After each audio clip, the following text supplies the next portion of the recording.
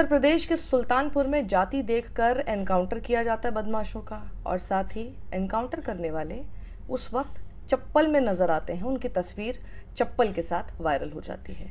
ये क्या है खबर, क्या है पूरा माजरा, वो मैं आपको बताती हूँ। लेकिन शुरुआत जब मैं करती हूँ तो बस पूरी बात को बहुत ध्यान से सुनिएगा।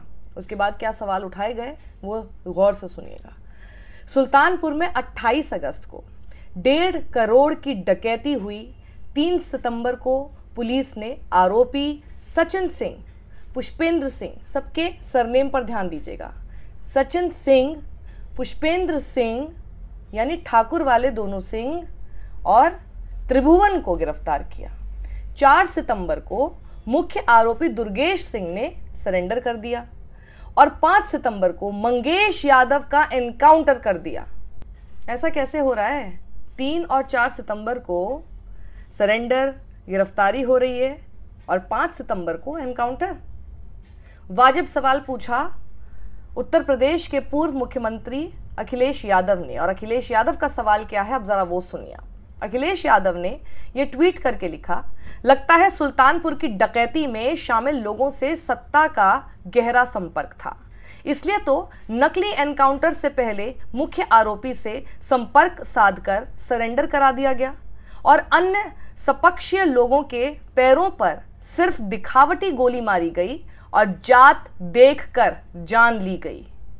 यह है गंभीर और बड़ा आरोप कि जाति देखकर जान ली जा रही है। जब मुख्य आरोपी ने सरेंडर कर दिया है तो लूट का सारा माल भी पूरा वापस होना चाहिए और सरकार को मुआवजा अलग से देना चाहिए, क्योंकि ऐसी घटनाओं का जो मानसिक आघात होता है उससे उबरने में बहुत समय लगता है, जिससे व्यापार की हानि होती है, जिसकी क्षतिपूर्ति सरकार करे। नकली एनकाउंटर रक्षक को भक्षक बना देते हैं। समाधान नकली एनकाउंटर नहीं, असली कानून व्यवस्था है। भाजपा राज अपराधियों का अमृतकाल है। जब तक जनता का दबाव व आक्रोश चरम सीमा पर नहीं पहुंच जाता है तब तक लूट में हिस्सेदारी का काम चलता रहता है, और जब लगता है जनता घेर लेगी तो नकली एनकाउंटर का ऊपरी मरहम लगाने का दिखावा होता है।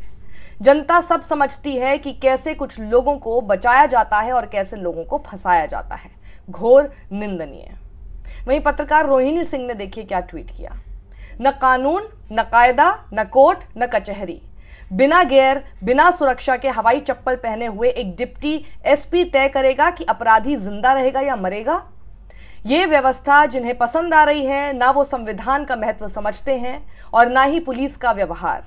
जाति और धर्म देखकर ठोको नीति ने उत्तर प्रदेश में कानून व्यवस्था का पूरा बंटाधार कर दिया है। सुप्रीम कोर्ट की निगरानी में एक जांच कमेटी बनाकर इस गंभीर अपराध की जांच की जानी चाहिए। ठोको गैंग में जितने भी वर्दी वाले गुंडे शामिल हैं उन सभी के साथ न्याय होना चाहिए। वे चप्पल पहनी हुई वाली खबर क्या है? देखिए, एसटीएफ के डिप्टी एसपी जो कि डीके शाही हैं, पहले सुन लीजिए आखिर वो हैं कौन। डीके शाही का पूरा नाम धर्मेश कुमार शाही है। 1974 को जन्मे डीके शाही मूल रूप से देवरिया के रहने वाले हैं। साल 2019 में वो डिप्टी एसपी की रैंक पर प्रमोट हुए थे। डीके शाही की पत्नी ऋतु शाही बीजेपी की नेता हैं। ऋतु शाही को हाल में ही उत्तर प्रदेश महिला आयोग का सदस्य नियुक्त किया गया। साफ कर दें कि ऋतु शाही की नियुक्ति मंगेश यादव के एनकाउंटर से पहले हुई थी।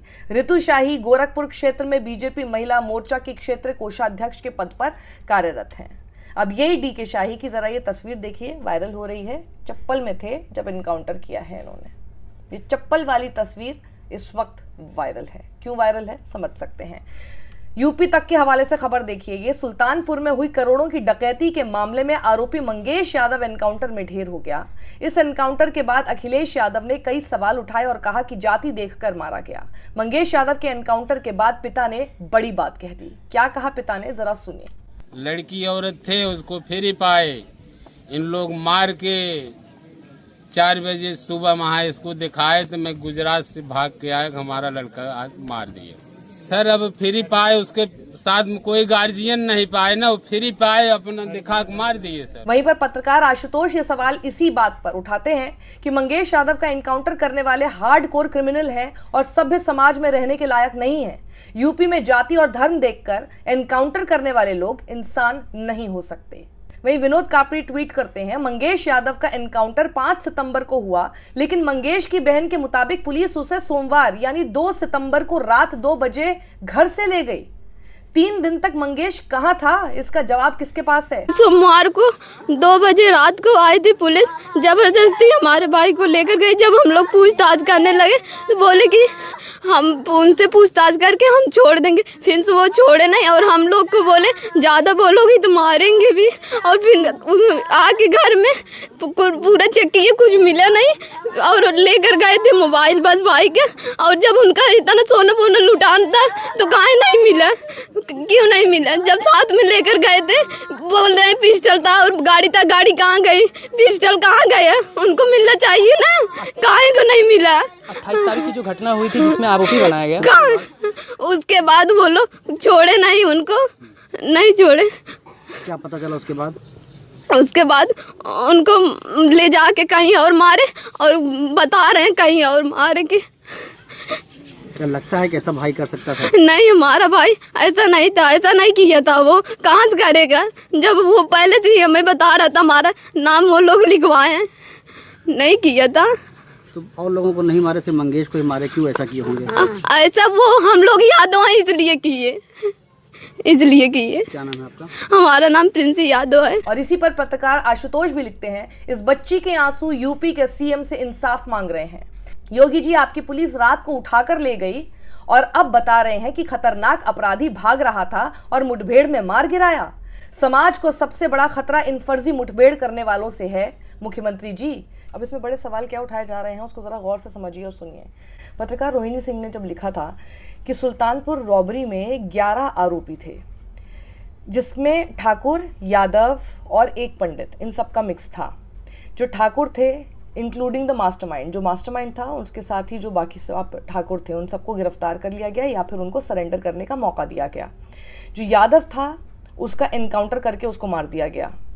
और किसने मारा? यूपी की स्पेशल टास्क फोर्स ने। अब अमिताभ यश के लिए ये महत्वपूर्ण सवाल हैं, उनको इनका जवाब देना चाहिए कि पहले तो ये बताइए कि जो एसटीएफ की जो टीम लीड कर रही थी, COD शाही, जो खुद एक ठाकुर हैं, जिनकी पत्नी जो है वो स्टेट विमेन कमीशन, जो जैसे कि मैंने पहले आपको बताया, उसकी मेंबर बनी है। जो विमल सिंह है वो भी एक और ठाकुर, वो भी एसटीएफ ऑपरेशन का पार्ट थे। ये रिवॉर्ड अमाउंट जो है जो अनाउंस किया गया, वो कब अनाउंस किया गया था? क्योंकि पहले ये 50,000 का था, उसके बाद उसको बढ़ाकर 1 लाख कर दिया गया और उसके बाद एनकाउंटर सीधा कर दिया। कितने एनकाउंटर्स अभी तक एसटीएफ ने किए हैं मिस्टर यश की लीडरशिप में? Have the reward amounts been announce just a day before? क्या हर बार ऐसा होता है कि ठीक एक दिन पहले उसको एकदम से इनामी बदमाश बना दिया जाता है और उसके ऊपर रिवॉर्ड बता दिया जाता है कि इतने का रिवॉर्ड है? कितने ठाकुर हैं जो कि यूपी एसटीएफ में पोजीशन ऑफ अथॉरिटी ऑक्यूपाई करते हैं? सभी एनकाउंटर्स जो भी अभी तक एसटीएफ ने किए हैं उनमें से कितने ठाकुर क्रिमिनल्स हैं जिनको अभी तक मारा गया है? ज़रा ये भी हमको साफ करके बताइए। क्या यूपी की एसटीएफ अब एक स्पेशल ठाकुर फोर्स बन चुकी है, स्पेशल टास्क फोर्स की जगह, जो ठाकुरों को बचाने का काम करती है, फिर चाहे वो अपराधी हो और जाति देखकर, अगर वो यादव दिखते हैं या फिर उनका धर्म देखकर, उनका कत्ल करती है। और इसीलिए बड़ा सवाल उठाया जा रहा है कि सुप्रीम कोर्ट को इस एनकाउंटर पर जांच करनी चाहिए, इंक्वायरी बिठानी चाहिए, क्योंकि बहुत सारी बातें हैं जो कि शक के दायरे में इसमें हैं। और भी बड़े सवाल हैं जो कि मैं आपको इस वक्त बता रही हूँ, जो कि सोशल मीडिया पर इस वक्त काफ़ी लोग इस सवाल को उठा रहे हैं। बड़े सवाल क्या है कि जैसे घटना क्रम को अगर आप समझे तो 28 अगस्त को सुल्तानपुर के घंटाघर की एक ज्वेलरी शॉप भरत ज्वेलर्स में डकैती होती है। 28 अगस्त की ये खबर, ठीक है। उसके बाद 3 सितंबर को पुलिस के साथ एक मुठभेड़ होती है जिसमें पैर में गोली मारी जाती है और पुष्पेंद्र सिंह, सचिन सिंह और त्रिभुवन को गिरफ्तार कर लिया जाता है, जैसा मैंने आपको पहले बताया। पुलिस जो बचे हुए आरोपी हैं उन पर 1-1 लाख का इनाम अचानक से घोषित कर देती है, अचानक से, जैसा कि अभी रोहिणी सिंह सवाल उठा रही थी कि और कितने केसेस आपने ऐसे किए हैं जहां पर अचानक से एक दिन पहले रिवॉर्ड अमाउंट आ जाता है, और कब आपने इसके ऊपर इनाम रखा ये भी तो बताइए, क्योंकि ये अचानक से जिस दिन एनकाउंटर हुआ उससे ठीक एक दिन पहले इन्होंने इनाम इस तरह से घोषित कर दिया। इस बीच मुख्य आरोपी जो है विपिन सिंह, वो नाटकीय अंदाज में कोर्ट में जाके सरेंडर कर देता है या फिर उसे सरेंडर करने का मौका दिया जाता है। इस बात को समझिए, जैसे कि ये सवाल गंभीर है और ये आरोप बहुत गंभीर है कि क्या ये एसटीएफ जो है स्पेशल टास्क फोर्स की जगह अब स्पेशल ठाकुर फोर्स बनती जा रही है। और आपको पता है ये जो विपिन सिंह है ना, इसकी लोकेशन की भनक तक नहीं पता चलती है, भनक तक नहीं लगती है एसटीएफ को। वो एसटीएफ जो कि बहुत ही टेक्निकली कई सारी चीज़ों के साथ वेल इक्विप्ड है, लेकिन उसको पता भी नहीं चलता कि विपिन सिंह की आखिर लोकेशन क्या है। और वो बहुत ही नाटकीय अंदाज में आकर कोर्ट में आकर सरेंडर करता है।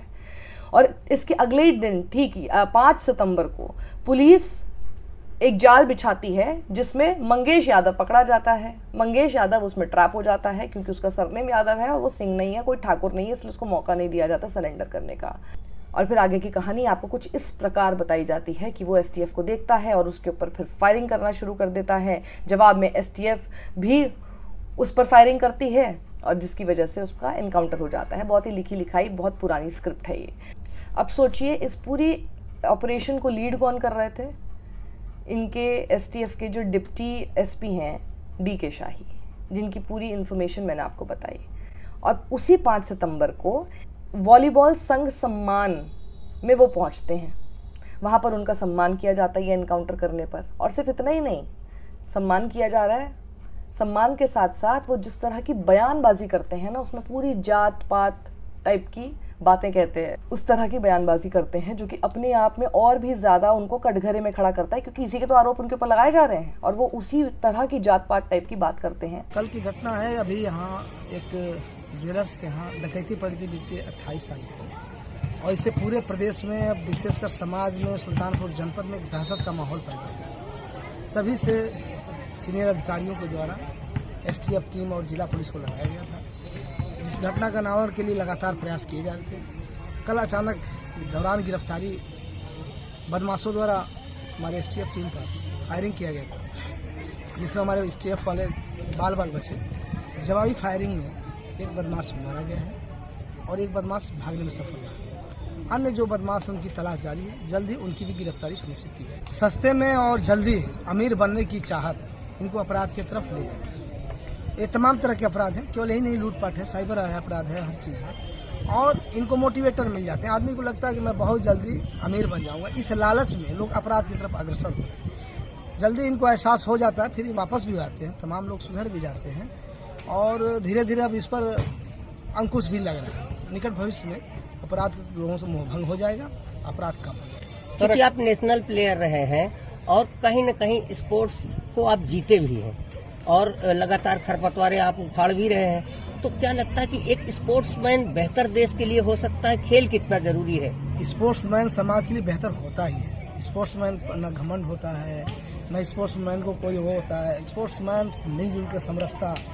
अनुशासन, प्रियता स्पोर्ट्स की पहचान है। स्पोर्ट्समैन तो समाज को बहुत कुछ दे सकता है, दे भी रहा है।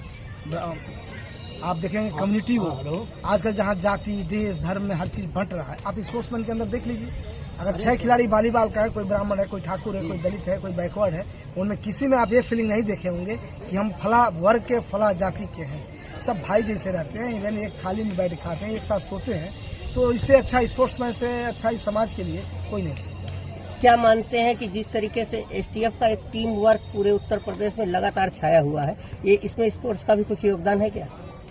अब देखिए, स्पोर्ट्स अलग चीज है और पुलिसिंग अलग चीज है, लेकिन जो भी स्पोर्ट्समैन पुलिस में है वो बेहतर कर रहे हैं, बेहतर करने का प्रयास कर रहे हैं। अब इस पूरे घटनाक्रम के बाद जो सवाल खड़े होते हैं, पहला सवाल ये कि ऐसी कौन सी स्थिति पैदा हुई थी कि जो पुष्पेंद्र सिंह, सचिन सिंह और त्रिभुवन जिनके पैर में गोली लगी, लेकिन वहीं पर मंगेश यादव को तो गोली मारकर एनकाउंटर कर दिया गया। ऐसी कैसी परिस्थिति पैदा हुई कि मंगेश यादव को आप जिंदा नहीं पकड़ सके, उसके सिर्फ पैर में गोली मारकर नहीं आप उसको पकड़ सके, लेकिन बाकियों को आपको मारना नहीं पड़ा और बाकियों के सिर्फ पैर में गोली मारकर उनको पकड़ा जा सका।